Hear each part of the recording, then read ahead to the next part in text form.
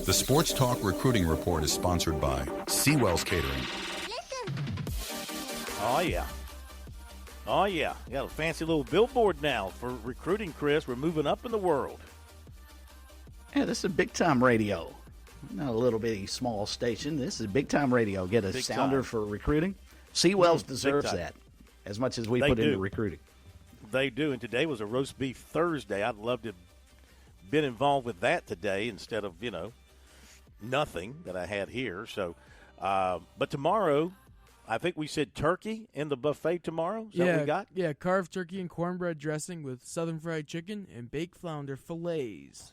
Oh, man, that's top notch. So get out there tomorrow for the last buffet of the week over at Seawell's 11 to 2. It's only $14.50. And for whatever you've got coming up this summer or this fall, a lot of things happen in the fall. You got your weddings, you got your banquets, you got your big birthday parties, whatever you got that requires the primo in catering. Then you want to give Seawell's a phone call at 803-771-7385 or online at SeawellsCateringSC.com. Of course, we got official visit season now opening up this weekend for the most part. There were some official visits earlier this month, but for the most part, and maybe some in April, but for the most part, it starts this weekend. One that Clemson has coming in, offensive guard Max Buchanan, 6'4", 296, Sanford, Florida. And he already has taken a couple of officials, one in April to Ole Miss, one in May to UCF. It's Clemson this weekend. Then it's Florida State, Miami, and Penn State. And he's been targeted by Dabo Swinney, and offensive line coach Matt Luke visited last summer and was back for the Notre Dame game. And he just said he likes everything about Clemson. He likes how they run the program, treat their players, thinks highly of Dabo Swinney, thinks highly of Matt Luke, believes Matt Luke can prepare him for the next level as he has done for other offensive linemen. And they like him as an offensive guard. So he as he goes through these visits, one thing that will be important to him, the feeling of community at the school and how the players and coaches interact with him and how welcoming they are to him. And he wants to mesh with the players as well. So the Tigers are very much in the hunt here. He's got them among the top schools on his board right now. And again, all the visits that he has taken and will be taking, those are the schools that he is considering.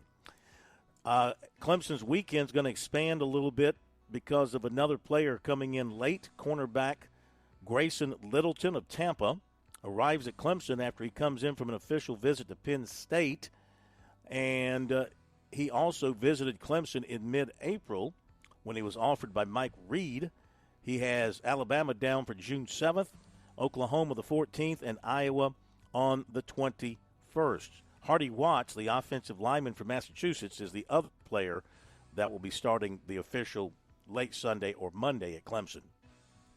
USC's the top 10 with offensive tackle Taryn Hedrick of Naples, Florida. The others are Florida, UCF, Missouri, Kentucky, Ole Miss, Purdue, Miami, Tennessee, Texas A&M. 26, offensive tackle Desmond Green of Timberland. Camp stops at Clemson June 4th and USC June 17th. Other camps will be Auburn, Alabama, LSU, Georgia, North Carolina, NC State, and Tennessee. He visited USC and Clemson earlier in the year. 2026 quarterback Brody McWhorter has Clemson down for a camp stop June 4th.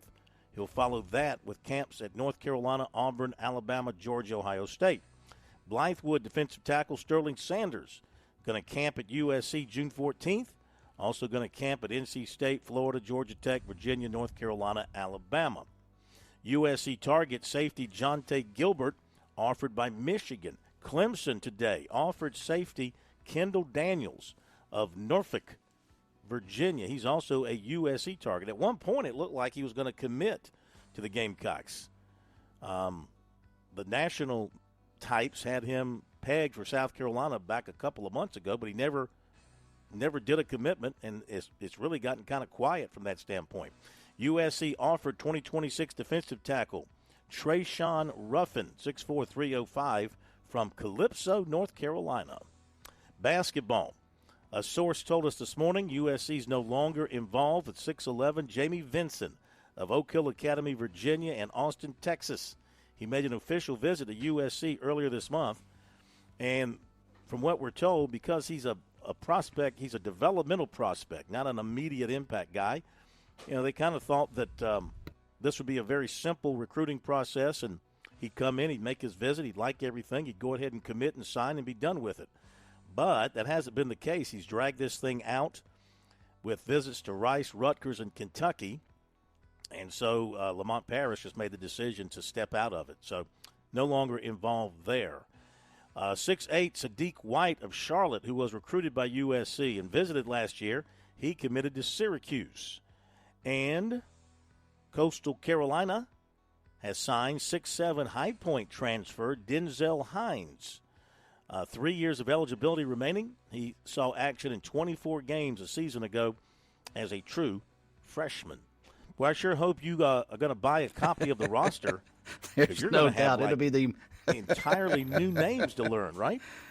Yeah, it's crazy. And I knew this was coming. Justin Gray's had to overhaul the entire roster. There won't be many back. They may have 2 or 3 returnees from the previous team, but for the most part it's going to be, and that's sort of been the case the last couple of years, even when Coach Ellis was still working with the team. I mean, they've hit the transfer portal hard and still trying to fill out the roster. But, yeah, I'm going to need a copy of the lineup sheet for several weeks until I get used to the guys. Unbelievable. All right, there you go with recruiting, brought to you by Seawells.